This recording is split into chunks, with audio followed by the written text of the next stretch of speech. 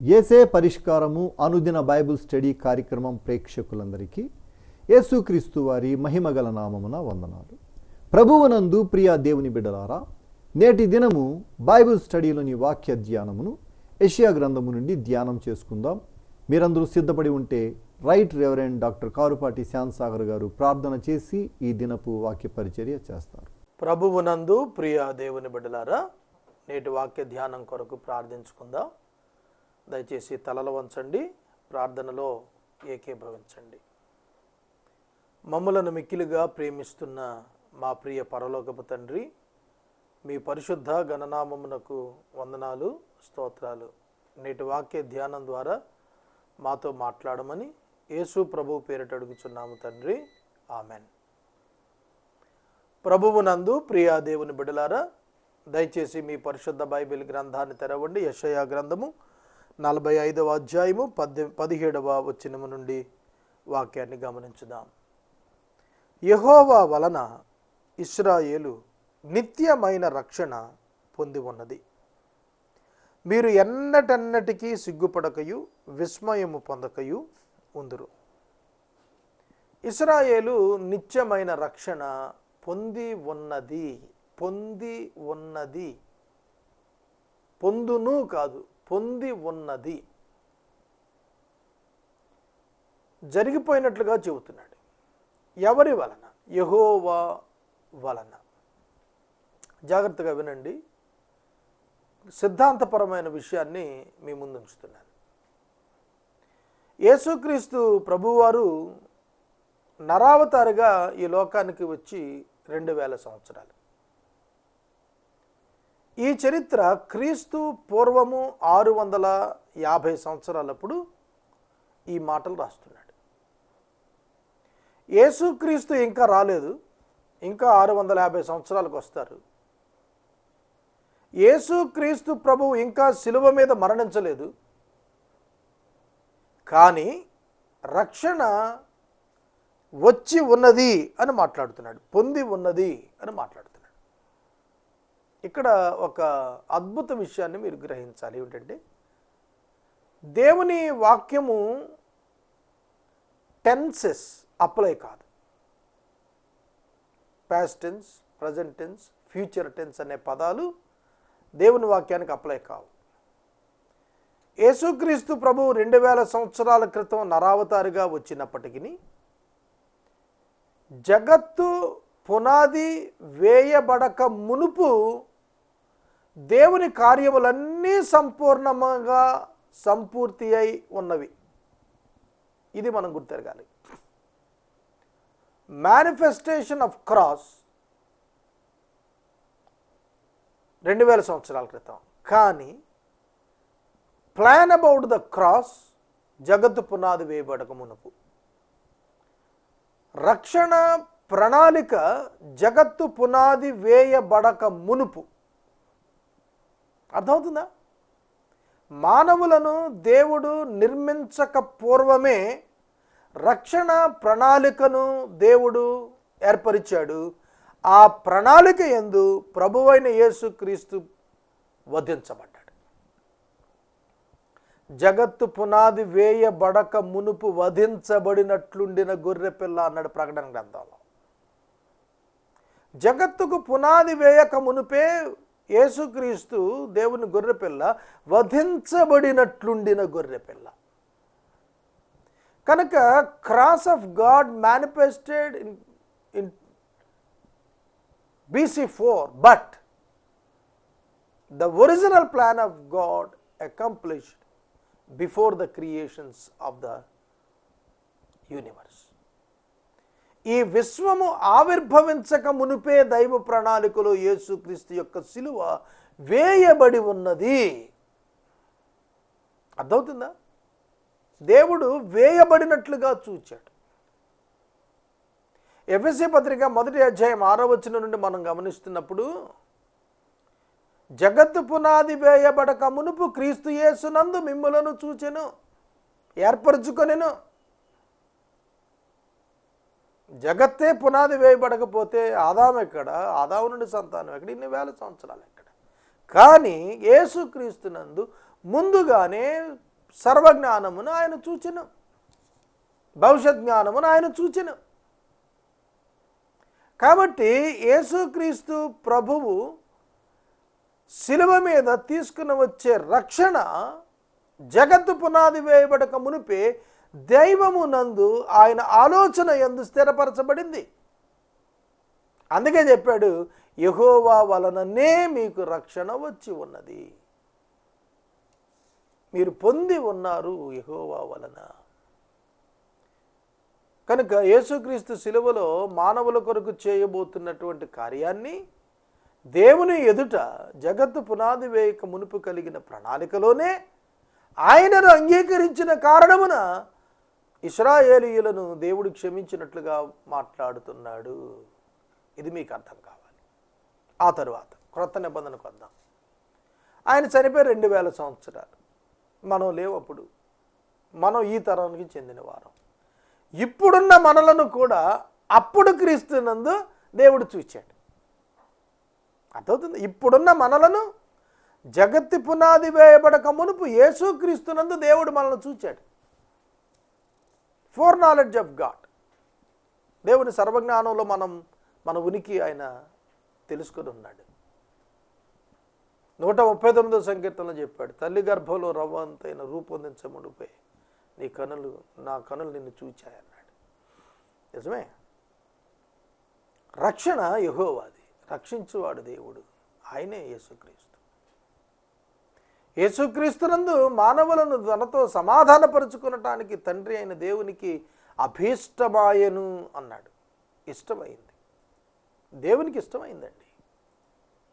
ప్రియ దేవుని బిడ్డలారా, ఇశ్రాయేలీయులు రక్షించబడిన, అన్యజనాంగం రక్షించబడిన, అది యెహోవా వలన కలిగిన కార్యము. It is the God's work. దేవుడు పనిచేశాడు, దేవుడు రక్షించాడు, దేవుడు కుమారుని పంపించాడు. ఆ కుమారుని యందు పాపానికి శిక్ష దేవుడు విధించాడు. యేసును దేవుడు విడిచాడు, మానవులను హత్తుకున్నాడు, మన పాపములకు వెల చెల్లించాడు, క్షమాపణ ఇచ్చాడు. కనుక 32వ సంకీర్తనలో కీర్తనాకారుడు క్రీస్తు పూర్వం 1000 సంవత్సరాల క్రితమే చెప్పేశాడు, తన అతిక్రమములకు పరిహారము నొందినవాడు, తన పాపమునకు ప్రాయశ్చిత్తము నొందిన నరుడు ధన్యుడు అన్నాడు. పొందినవాడు. క్రీస్తు పూర్వం 1000 ఏళ్లప్పుడే యేసుక్రీస్తు నందు ఉచితంగా పాపక్షమాపణ పొందిన నరుడు ధన్యుడు అన్నాడు. Four knowledge of God. దేవుని యొక్క సర్వజ్ఞానం, భవిష్యత్ జ్ఞానం. కనుక ఎవరిని కరుణిస్తానో నేను వాడిని కరుణిస్తానని మోషేకి క్రీస్తు పూర్వం 1450 సంవత్సరాలప్పుడు మోషేతో అన్నాడు, నేను ఎవరిని కరుణిస్తానో వాళ్ళని కరుణిస్తానన్నాడు. Election of God. దేవుని ఎన్నిక, దేవుని ఏర్పాటు, దేవుడు పిలుచుకునుట, ఇవన్నీ దేవునివే. రక్షణ ఆయనదే. ఆయన ఎవరికి ఇవ్వాలనుకుంటే ఆయనకి ఇస్తున్నాడు. ఆయన ఎల్లప్పుడూ న్యాయవంతుడే. ఇశ్రాయేలు యెహోవాను బట్టి రక్షించబడ్డారన్నాడు. తర్వాత 18వ వచనం చాలా డీప్ వర్డ్, చాలా ఇంపార్టెంట్ వర్స్. ఏమిటంటే, ఆకాశములకు సృష్టికర్తయగు యెహోవాయే దేవుడు, ఆయన భూమిని కలుగజేసి దాన్ని సిద్ధపరిచి స్థిరపరిచెను. నిరాకారముగా ఉండునట్లు ఆయన దాన్ని సృజింపలేదు, నివాస స్థలమగునట్లుగా దానిని సృజించెను. యెహోవా సెలవిస్తోందేమనగా, యెహోవాను నేనే, మరి ఏ దేవుడును లేడు. ఆదికాండము 1వ అధ్యాయం 2వ వచనం, భూమి నిరాకారముగాను శూన్యముగాను ఉండెను అని రాసింది. భూమి నిరాకారముగా శూన్యంగా ఎక్కడుంది?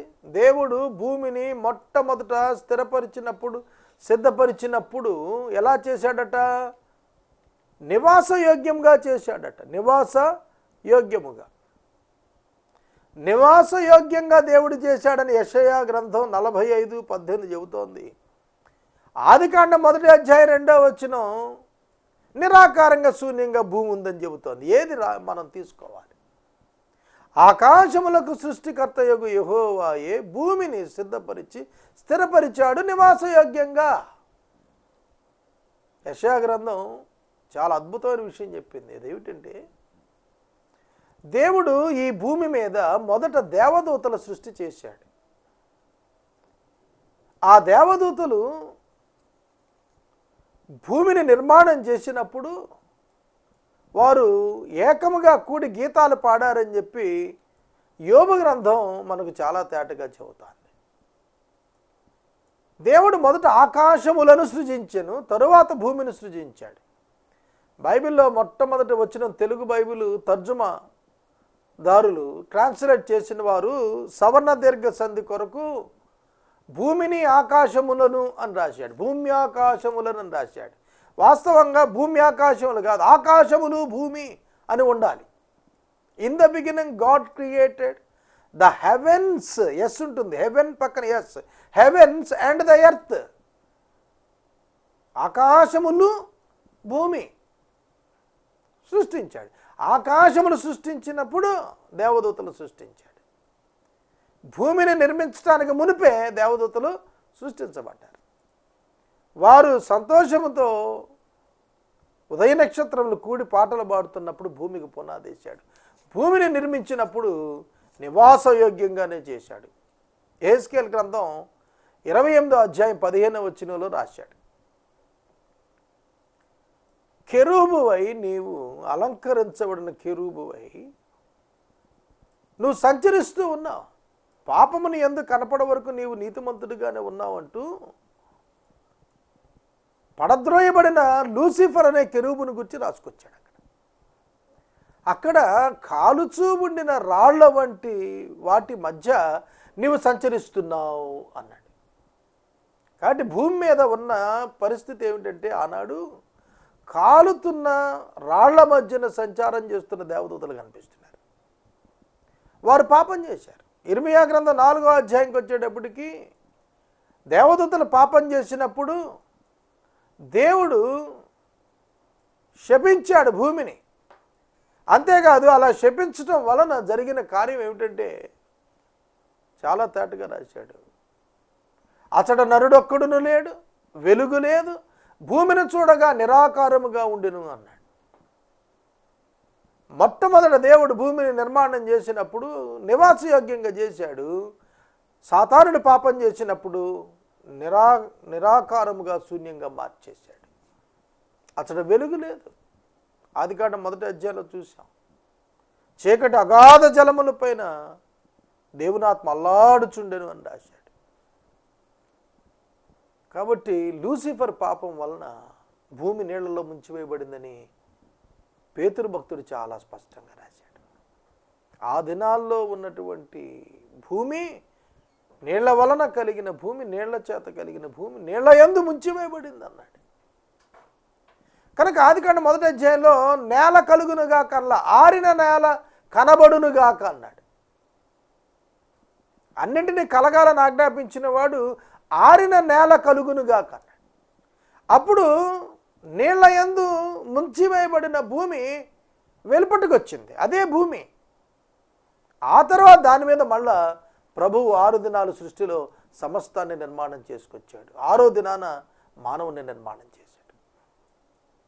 ఇది ఇంత విషయం ఆదికాండం 1వ అధ్యాయం 2వ వచనంలో దాగిన మర్మం యెషయా భక్తుడు వివరించాడు. నేనే యెహోవాను, మరి ఏ దేవుడు లేడు. భూమిని సిద్ధపరిచినవాడు, స్థిరపరిచినవాడు, నిరాకారంగా చేసినవాడు, మరలా తిరిగి నివాసయోగ్యంగా చేసినవాడు, అన్నీ ఆయనే. కనుక సృష్టికర్తగా దేవుడు తనను తాను పరిచయం చేస్తున్నాడు. అంధకార దేశములోని మరుగైన చోటను నేను మాట్లాడలేదు, మాయా స్వరూపుడనైనట్టు నన్ను వెదకండని యాకోబు సంతానముతో నేను చెప్పలేదు. నేను న్యాయమైన సంగతులు చెప్పువాడను, యథార్థమైన సంగతులు తెలియజేయవాడునగు యెహోవాను నేనే. బైబిల్లో ఓల్డ్ టెస్టిమెంట్లో ఆయన యొక్క ప్రత్యక్షతలు చూస్తే మాయాస్వరూపం కాదు, అదే ఎల్యూషన్ కాదు,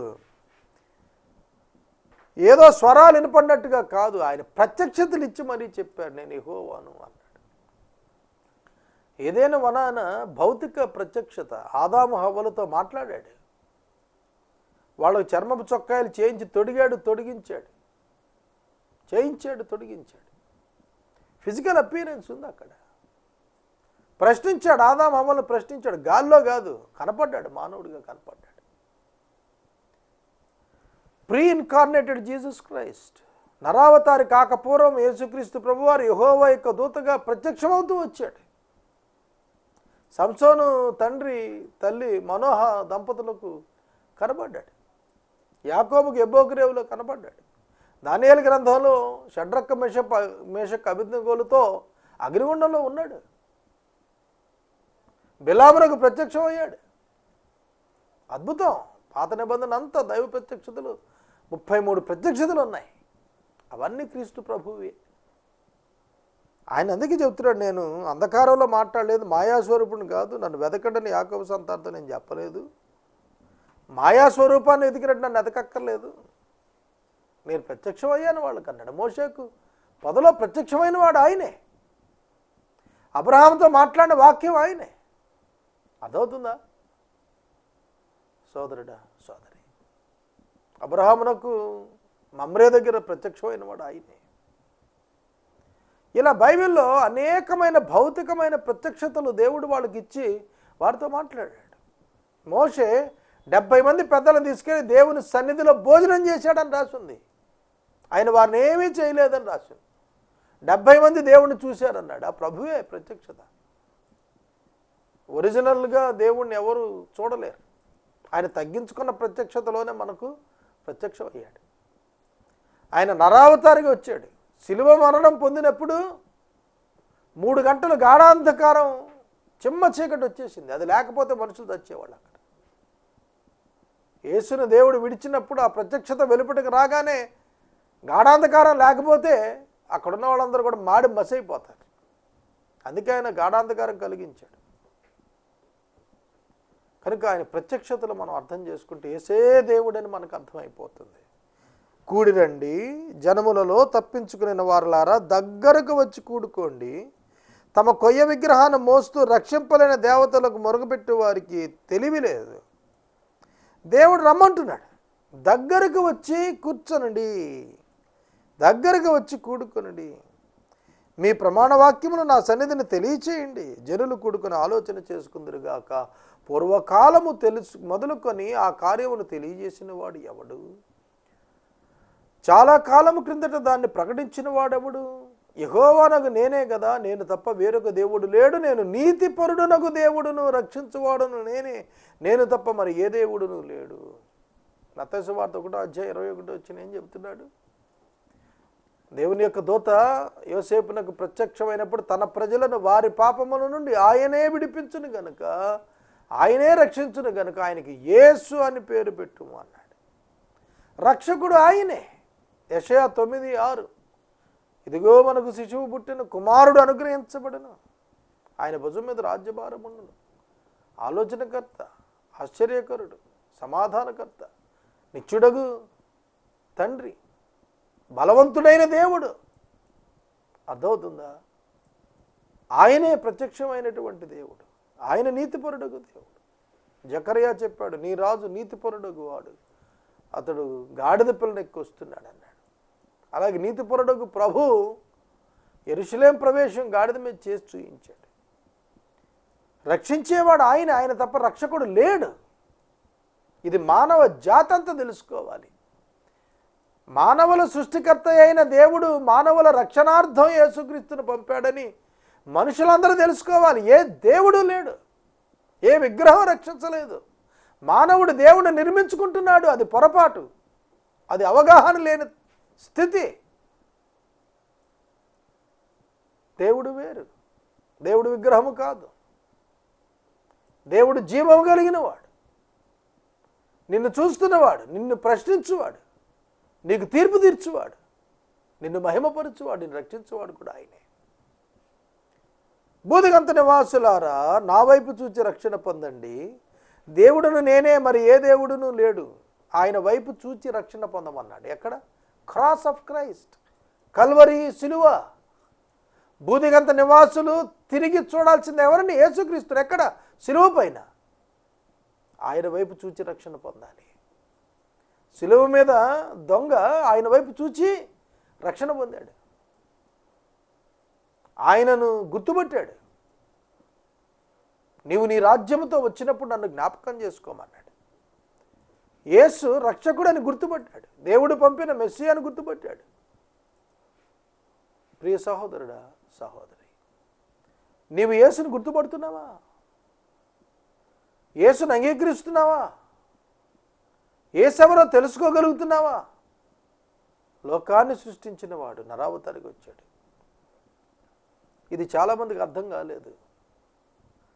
వర్జిన్ బర్త్ అర్థం కాలేదు, దేవుడు నరుడు అవటం అర్థం కాలేదు, సిలువలో మరణించడం వారికి అర్థం కాలేదు.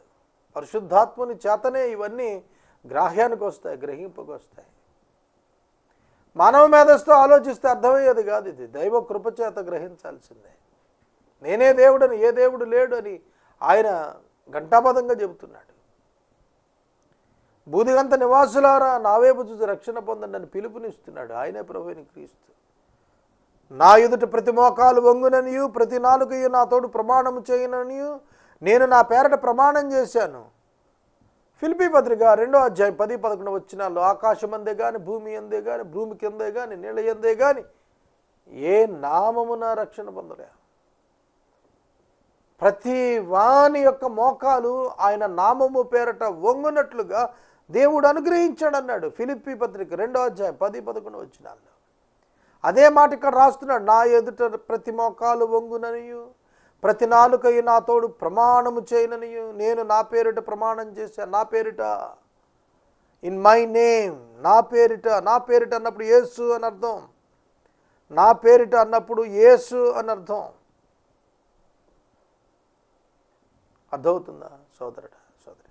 By myself I have sworn, from my mouth has gone out in righteousness a word that shall not return. To me every knee shall bow, every tongue shall swear. ప్రతి నాలుక కూడా ఒప్పుకుంటుంది, నేను ప్రభువునని ఒప్పుకుంటున్నాను, నా పేరిట వంగిపోతుంది అన్నాడు. అదే ఫిలిప్పీ పత్రికలో చెప్పాడు. నరావతారుడైన యేసుని గురించి దేవునితో కూడా సమానముగా ఉండుట విడిచిపెట్టకూడని భాగ్యమని ఎంచుకొనక నరావతారుగా పుట్టి దాసునిగా చేసుకొని, రిక్తునిగా చేసుకొని, సిలువ మరణం పొందినంతగా తన్ను తాను తగ్గించుకున్నాడు. అందుకే ఆయన యొక్క నామము పేరిట ప్రతివాని మోకాలు వంగాలని దేవుడు ఆజ్ఞయిస్తున్నాడు. సోదరుడా, సోదరి, ప్రభువైన యేసే దేవుడు. నీతిగల నా నోటి మాట బయలుదేరి ఉన్నది, అది వ్యర్థము కానేరదు. ఆయన నోటి మాట యేసుక్రీస్తే. వాక్యము శరీరధారి అయి కృపా సత్య సంపూర్ణుడిగా మన మధ్యన నివసించిన యోహాను చెప్పిన యేసే ఆయన నోటి మాట. యెహోవా యందే నీతి బలములున్నవని జనులు నన్ను గూర్చి చెప్పుదురు. ఆయన యొద్దకే మనుషులు వచ్చెదరు, ఆయన యొద్దకే మనుషులు వచ్చెదరు. ఆయన మీద కోపబడిన వారందరూ సిగ్గుపడుదురు. డైరెక్ట్గా చూడండి, ఆయన యొద్దకే మనుషులు వచ్చెదరు. మనుషులు దేవుని దగ్గరికి ఎట్లా వస్తారు? ఆయన యొద్దకే వచ్చెదరు అన్నప్పుడు ఫిజికల్ అపీరియన్స్ బిఫోర్ హిమ్. దేవుడు నరుల ఎదుట నరునిగా ప్రత్యక్షమైతేనే నరుని దగ్గరికి రాగలుగుతారు మనుషులు. అలాగే ఆయన మీద కోప్పడిన వారందరూ సిగ్గుపడతారు. ఆయన ఎవరు కోప్పడ్డారు? బైబిల్ గ్రంథం అంతా మీరు చదవండి. శాస్త్రులు, పరిసయ్యులు, సద్దూకయ్యులు, యూదులలో మతనాయకులు, వీళ్ళంతా కూడా ప్రభువు మీద కోప్పడ్డారు. వాళ్ళు సిగ్గుపడతారు. ప్రభువుని సిలువేయమని చెప్పి కేకలేసిన వాళ్ళు సిగ్గుపడతారు. ఆయన ప్రత్యక్షం అవుతాడు. ఆయన యందే దేవుని నీతి ఉన్నది, బలం ఉన్నది. జనులు నన్ను గుర్చి చెప్పుదురు, ప్రభువుని గుర్చి చెప్తారు. యెహోవా యందే ఇశ్రాయేలు సంతతి వారందరూ నీతిమంతులుగా ఎంచబడిన వారై అతిశయపడుదురు. జస్టిఫికేషన్ బై ఫెయిత్, విశ్వాసము ద్వారా ఎంచబడుచున్నారు. ప్రభు అయిన యేసుక్రీస్తునందు విశ్వాసం ఉంచిన వారు నీతిమంతులుగా ఎంచబడుదురు. In the Lord all the offspring of Israel shall be justified and shall glory. Justification by faith in Jesus Christ alone. యేసుక్రీస్తునందు విశ్వాసం ఉంచుట ద్వారానే నీతిమంతులుగా చేయబడుదురు. నీతిమంతుల విశ్వాసం మూలముగా బ్రతుకుదురు. నీతిమంతుడు విశ్వాసం మూలముగా జీవించునని వ్రాయబడిన ప్రకారం అబ్రహాము విశ్వసించాడు, అది అతనికి నీతిగా ఎంచబడింది. నీవు నీతిమంతుడిగా ఎంచబడాలనగా ప్రభువైన యేసుక్రీస్తునందు నీవు అంగీకరించబడాలి. ఆయన యందే, యెహోవా యందే, యేసుక్రీస్తునందే జస్టిఫికేషన్, నీతిమంతులుగా తీర్చబడుట ఆయన యందే జరుగుతుంది. అందుకే క్రీస్తు యేసు నందున్నవాడు నూతన సృష్టి. క్రీస్తు యేసు నొద్ద కాదు, క్రీస్తు యేసు నందు ఉన్నవాడు. ఇన్ హిమ్, ఆయన యందు ఉన్నవాడు నూతన సృష్టి. ఆయన యందు విశ్వాసం ఉంచినవాడు. యోహాను సువార్త 15 మీరు నా యందును నా మాటలు మీ యందును నిలిచి ఉండిన ఎడల అన్నాడు. కనుక మనం ప్రభు మన యందు ఉండాలి. ఇది మీరు గ్రహించాలి. రక్షణ ఆయన యొద్దనే, రక్షకుడు ఆయనే. ఆయన యందున్న వానికి ఏ శిక్షా విధి లేదు. రోమా 8 క్రీస్తు యేసు నందున్న వానికి ఏ శిక్షా విధి లేదు. ఇన్ హిమ్, యెహోవా యందే, యేసుక్రీస్తు నందే రక్షణ. నీతిమంతులుగా ఎంచబడుట, అతిశయపడుట ఆధారమైనది. నీతిమంతులుగా మనం తీర్చబడితే మనకెంత అతిశయం. ప్రభువుని నమ్మకంగా ప్రార్థిద్దాం. ప్రభువా, నన్ను నీతిమంతునిగా ఎంచయ్యా. నా పాపమును బట్టి కాదయ్యా, నీ సిలువను బట్టి నన్ను నీతిమంతునిగా ఎంచు. నీవు మరణించకపోతే నాకు నీతి, ఆత్మ సంబంధమైన నీతి నాకు అప్పగించబడదు. కనుక నేను నీతిమంతుడిని కాదయ్యా, నీ నామమును బట్టి నీ నీతిని నాకు కప్పుము దేవా అని మనం ప్రార్థించాలి. జస్టిఫికేషన్ బై ఫెయిత్, విశ్వాసం ఉంచిన వానికి యేసు చేసిన శిలువ యాగము వలన వచ్చిన ఉచిత పాప క్షమాపణ అప్లై అవుతుంది. ఇది గుర్తెరగండి. యేసునందున్నవాడు ఏ శిక్షా విధి లేనివాడు. సమస్తం మార్చబడ్డాయి, సమస్తం తీసివేయబడుతున్నాయి. ప్రతి పాపము క్షమించబడుతుంది, ప్రతి అవిధేయత మన్నించబడుతుంది, ప్రతి అతిక్రమం క్షమించబడుతోంది. యేసుక్రీస్తునందే, యేసునందే విమోచన, యేసునందే రక్షణ, యేసునందే నిత్య జీవం, యేసునందే శిక్ష తప్పించుకోగలం. ఆనాడు యూదులకు యెషయా ముందస్తుగా ప్రకటిస్తున్నాడు, యేసుక్రీస్తు ద్వారా రక్షణ ఇవ్వటం దేవుని చిత్తమైనది. దాన్ని అంగీకరించిన వారు రక్షించబడతారు, ఆయన తృణీకరించిన వారు నిత్య అగ్ని పాలవుతారు. ప్రార్థన చేసుకుందాం. ఎపిసోడ్ సహకారులు కావాలి, ముందుకు రండి, ప్రార్థించుదాం. మనము ఇంతవరకు రైట్ రెవరెండ్ డాక్టర్ కారుపాటి శ్యామ్సాగర్ గారి ద్వారా బైబిల్ స్టడీలోని వాక్య ధ్యానమును యెషయా గ్రంథము నుండి ధ్యానం చేసుకున్నాం. ఈ కార్యక్రమం ద్వారా మీరు పొందుకొనుచున్న ఆత్మీయ మేలులు ఒక ఉత్తరం ద్వారా మాకు తెలియచేయండి. మీ ప్రార్థనా మనవులు మాకు తెలియచేస్తే ఏసే పరిష్కారం కార్యాలయంలో ఏర్పాటు చేసిన ప్రత్యేక ప్రార్థనా శిబిరంలో మీ కొరకు ప్రార్థిస్తాం. మీ కుటుంబ పక్షంగా ఒక ఎపిసోడ్ ప్రసారం చేయాలనుకున్నారు మాకు తెలియచేస్తే మా సిబ్బంది మీ గృహాలను దర్శిస్తారు. ముగింపు ప్రార్థన ఆశీర్వాదాలతో ఈ కార్యక్రమాన్ని ముగించుకుందాం. ప్రార్థన. మమ్మల్ని మిక్కిలిగా ప్రేమిస్తున్న మా ప్రియ తండ్రి, మీకు వందనాలు. వాక్యము విన్న బిడ్డలను దీవించండి. మీ సిలువ యందు మాకు మోక్ష మార్గాన్ని ఇచ్చారు, మీకు స్తోత్రం. మీ నామమున మా పాపానికి క్షమాపణ ఇచ్చారు, మీకు స్తోత్రం. మిమ్మల్ని అంగీకరించే భాగ్యం మాకు అందరికీ ఇవ్వండి. మీ యొద్దకు వచ్చిన వాడిని మీరు ఎంత మాత్రం త్రోసివేయరు. మీ రక్షణ శాశ్వతం నాయన. మీరు మీ నీతిని బట్టి మమ్మల్ని నీతిమంతులుగా ఎంచుతున్నారు. పాపులమైన మాకు మీరు ఇచ్చిన కృపకై కృతజ్ఞతలు చెల్లిస్తూ యేసు నామమును స్తుతిస్తూ ప్రార్థిస్తున్నాము తండ్రి, ఆమేన్. తండ్రి అయిన దేవుని ప్రేమ, కుమారుడిని యేసయ్య కృప, పరిశుద్ధాత్మని యొక్క అన్యోన్య సహవాసం సదాకాలం మనందరికి తోడై ఉండును గాక.